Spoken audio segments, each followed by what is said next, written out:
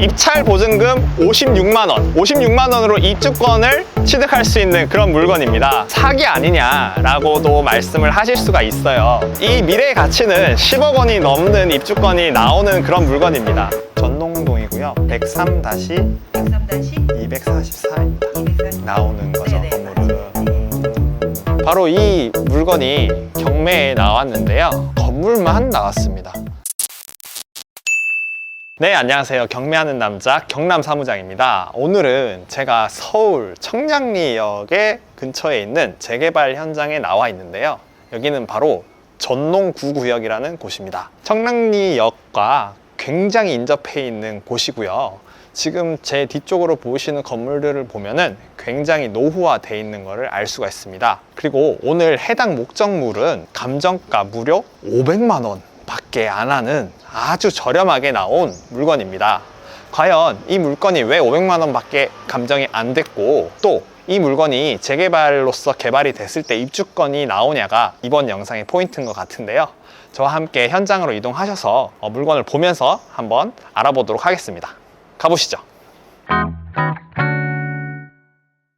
지금 보시면 길이 굉장히 좁고 차량은 더 이상 진입할 수가 없지만 이렇게 세대들이 붙어서 살고 있어요. 아직도 여기가 서울인가 싶을 정도로 굉장히 노후되어 있는 주거 환경입니다. 진짜 제 키만큼의 담장인 것 같아요. 도착했습니다, 벌써. 네, 바로 이 물건이 경매에 나왔는데요. 지금 지붕에 식물이 이렇게 자라고 있는데 아마 포도나무인 것 같아요. 포도나무가 이렇게 덩굴처럼 지붕을 감싸고 있는데 건물만 나왔습니다. 낡은 건물이기 때문에 감정가가 한 500만 원 정도로 경매가 시작이 되고 있습니다.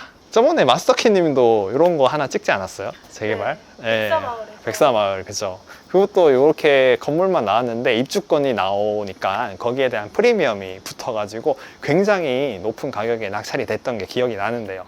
근데 이 물건이 과연 입주권이 나오냐 안 나오냐, 그걸 알아보기 위해서는 조합 사무실이라든지 지자체에 방문을 하셔서 알아보시는 방법이 있고, 관련 법령이 있습니다. 도시 및 주거 환경 정비 조례에 보시면은 입주권이 나오는지 안 나오는지도 여부를 판단하실 수 있습니다. 저희가 이곳에 나온 이유는 과연 이 건물만 있는 요 물건을 낙찰 받았을 때 우리가 이 입주권을 받을 수 있는 조합원 직위가 승계가 되는지 여부가 굉장히 궁금한데요. 여기는 지금 재개발을 추진을 했던 구역이고요. 그 당시에는 반대하는 세력, 그러니까 지분 쪼개기를 해서 빌라를 분양하는 세력들이 조금 대립이 있었던 것 같아요. 그래서 자체적으로 재개발을 진행했던 거는 무산이 됐고요. 하지만 입지라든지 이런 부분이 굉장히 좋기 때문에 공공에서 추진해서 공공 재개발로 다시 진행을 하게 되는 물건입니다. 지금 청량리역 근처로 굉장히 개발하고 있는 곳들이 굉장히 많아요. 그래서 이 일대가 정비 사업이 끝나고 나면은 인구들이 많이 유입이 될 거고, 그 인구들을 여기서 생활하게끔 하려면은 당연히 공공시설들이 필요합니다. 그래서 이런 공공시설들을 확보하기 위해서 이 공공재개발은 거의 다 진행이 된다라고 보시면 돼요. 기간이 조금 걸릴 수는 있지만 그래도 무산되거나 그럴 가능성은 조금 희박하다라고 보시면 될 것 같습니다. 그리고 요 옆쪽으로 보시면요, 바로 이 물건지 바로 뒤쪽에도 신축 빌라가 들어서 있는 모습을 볼 수가 있어요. 그 당시에 또 지분 쪼개기를 하셔서 이런 분들이 여기를 다 분양하고 업자들이 다 나간 상태고, 또 세대가 쪼개졌죠. 그만큼 입주권이 조금 많이 나오지 못한다, 그래서 사업성이 없다 라고 판단하시는 분들도 있는데, 공공은 기존에 계시는 분들한테 조합원 직위를 줘서 입주권을 확보를 할 수 있고, 나머지 부분에 대해서 임대업이라든지 공공임대 사업을 진행하기도 합니다. 그렇기 때문에 그냥 일반 재개발로서 수익성만 보고 하는 사업이 아니다 라는 그런 차이점을 염두에 두시고 분석해 나가시면 될 것 같습니다. 그러면 입주권이 나오는지 한번 현장에 가서 알아보도록 하시죠. 네, 근처에 전농 9구역 추진위원회가 있어가지고 여기 올라가서 지금 어떻게 개발이 진행되고 있는지 여부와 저희 물건도 조합원 직위가 승계되는지 여부에 대해서 한번 물어보도록 하겠습니다. 올라가 보시죠.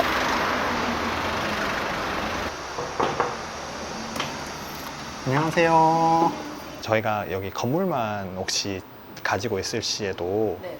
이게 조합원이 되는지 여부를 좀. 여기 지금 현재 소유하고 계신 건가요? 아니요, 경매가 나와가지고 목적물이 건물만 또 나왔더라고요.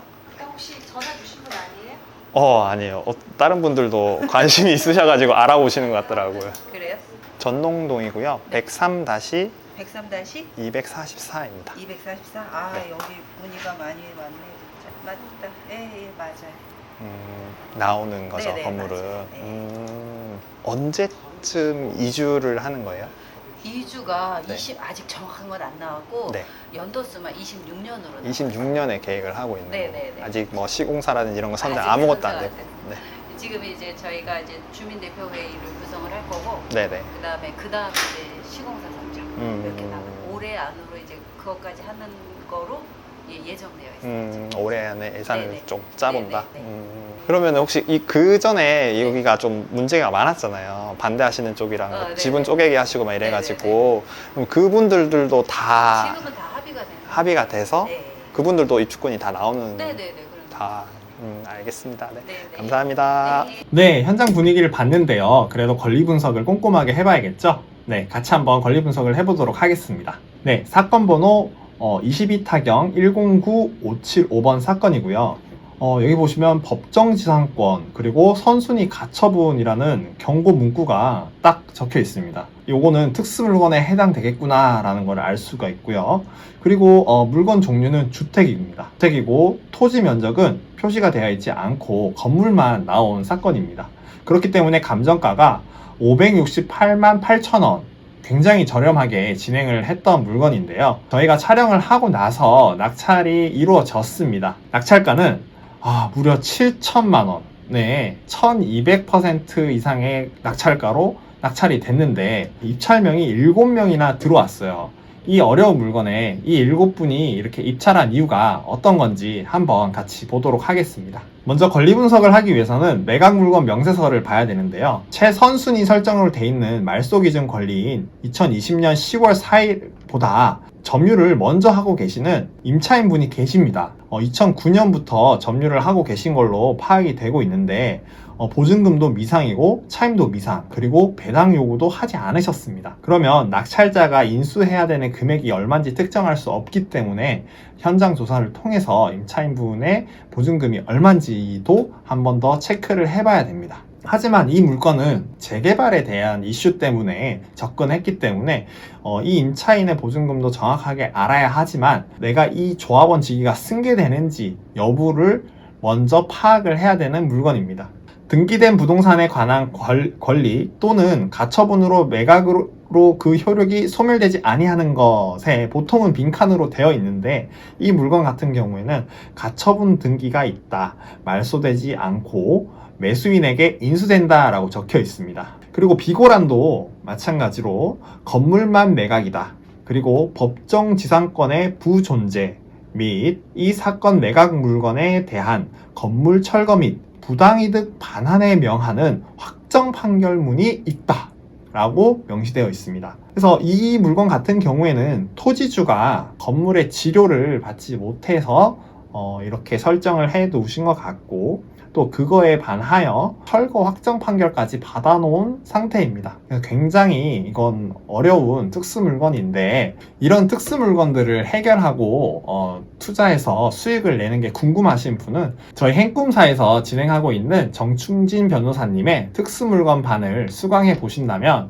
놀라운 수익률을 바라는 그런 특수 물건의 해결법도 같이 배울 수 있으십니다. 많은 관심 부탁드리고요. 오늘 저와 함께 보셔야 될 부분은 이런 정비 사업을 하는 물건은 어떻게 접근을 하는지에 대해서 한번 알아보도록 하겠습니다. 먼저 정비 사업으로는 크게 두 가지가 나눠집니다. 민간 정비 사업과 공공 정비 사업으로 나눠지는데 규제가 굉장히 많이 심했을 때 현금 청산 당하면 어떡해요? 라는 이런 질문을 많이 하셨습니다. 그래서 많은 분들이 재개발, 재건축 이런 투자를 하실 때 현금 청산에 관한 질문을 많이 하시는데요. 일단 정의를 해드리자면 민간 정비 사업에서는 내가 이걸 사더라도 현금 청산 당하지는 않습니다. 하지만 공공사업 중에는 내가 매수하게 되면 현금 청산 당하는 물건도 간혹가다 있습니다. 굉장히 많은 돈을 잃어버릴 수도 있기 때문에 공부를 하신 다음에 이런 투자를 하시길 바랍니다. 공공정비사업으로는 직접 시행 정비사업과 공동 시행 정비사업이 두 가지로 크게 나눌 수 있는데요. 직접 시행 정비사업은 공공이 주관해서 직접적으로 모든 걸 다 관여해서 시행을 하는 겁니다. 그래서 이 법령이 조금씩 다른데요. 도심 공공주택 복합사업 같은 경우에는 공공주택특별법에 이 조례를 따르고요. 그리고 공공직접시행 정비사업 같은 경우에는 도시및 주거환경정비법, 도정법에 의해서 따른다고 되어 있습니다. 사업의 이름도 굉장히 많고 좀 헷갈리는 부분이 있는데 공공이 직접 한다 라고 돼 있는 사업 같은 경우에는 유념하셔서 현금 청산 우려가 없으시길 바랍니다. 저희가 봐야 될 거는 공동시행 정비 사업입니다. 이 해당 경매 물건은 지금 공공정비 사업 중에 공동으로 같이 시행을 하는 그런 정비 사업입니다. 공공재개발과 공공재건축은 56부동산 대책과 84부동산 대책에 나와 있는데요.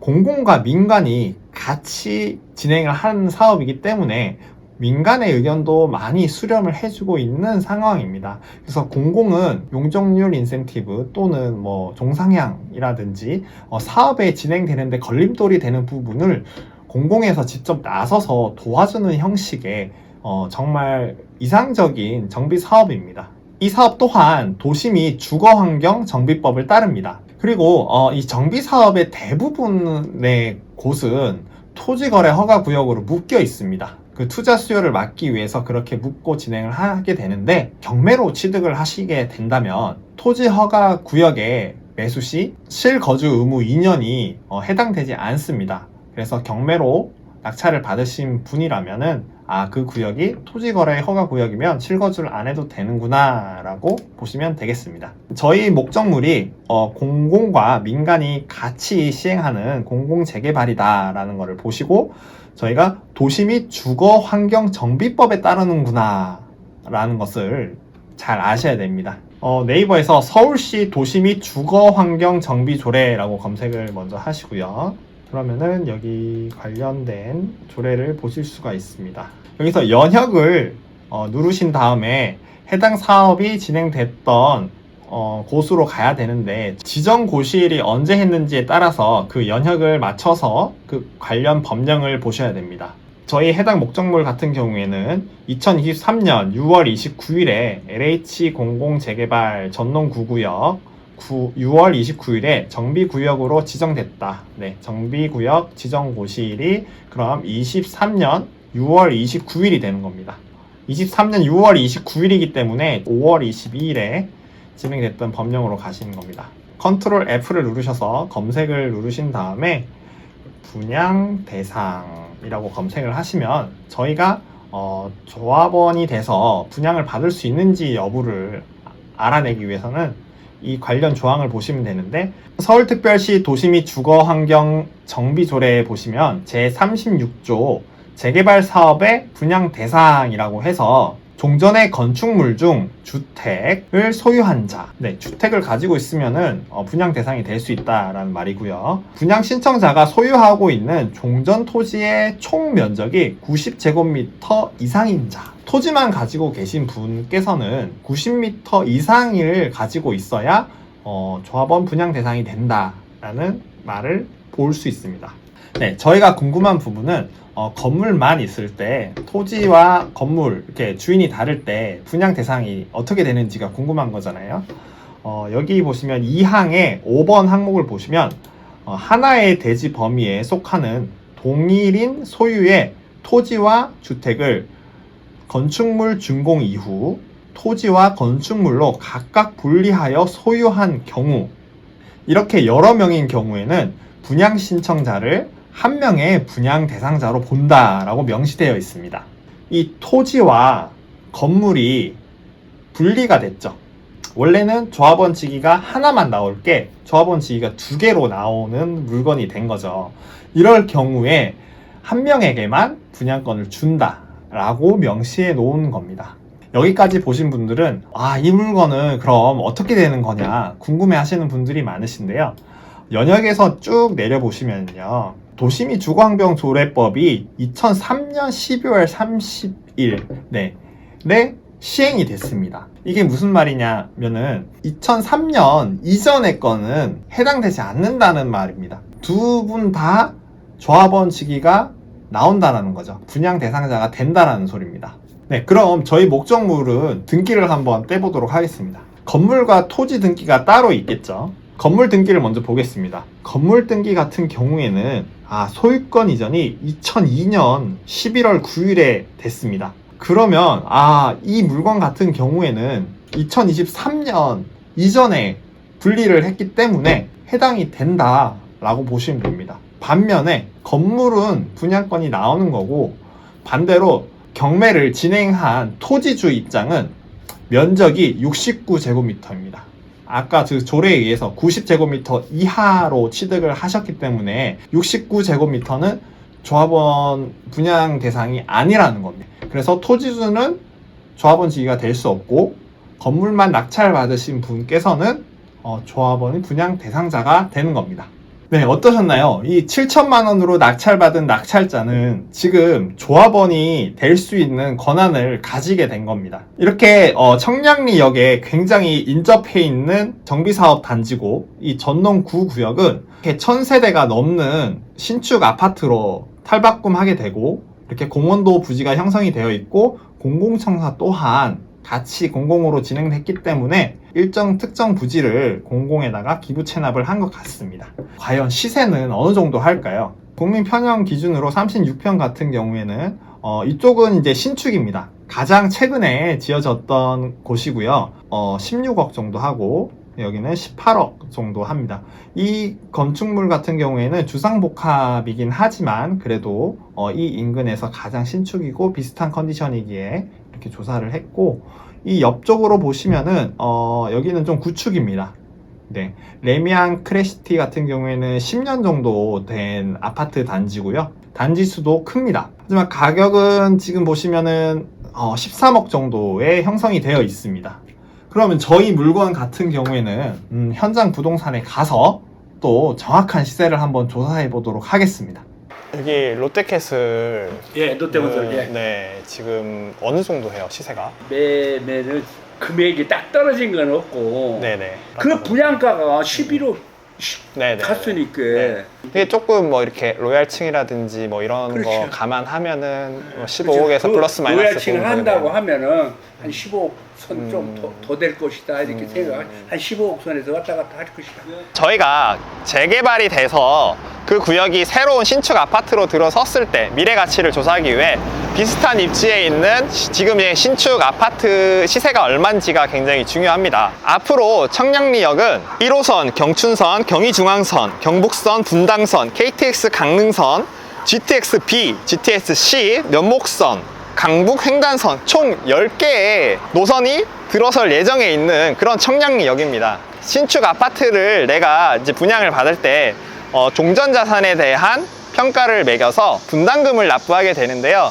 이 분담금을 얼마를 측정되는지는 아직 정확한 금액이 산출되진 않았습니다. 시공사가 선정되어 있지 않았기 때문에 정확한 분양가라든지 지금 자재값에 대한 인상도 있고 해서 정확한 금액이 산출되진 않아서 추가적인 비용이 발생한다는 점, 플러스 대출이 안 된다는 점을 감안하시고 입찰을 하셔야 될 것 같습니다. 입찰 보증금 56만 원, 56만 원으로 입주권을 취득할 수 있는 그런 물건입니다. 사기 아니냐라고도 말씀을 하실 수가 있어요. 이 미래의 가치는 10억 원이 넘는 입주권이 나오는 그런 물건입니다. 여러분들은 지금 보이는 이런 낡은 건물들의 가치만 볼 게 아니라 앞으로 바뀔 이런 신축에 정말 좋은 아파트의 모습을 상상하면서 투자를 하셨으면 좋겠습니다. 지금까지 현장에 나와서 조사를 해봤는데요. 도움이 되셨다면 좋아요와 구독 부탁드립니다. 감사합니다.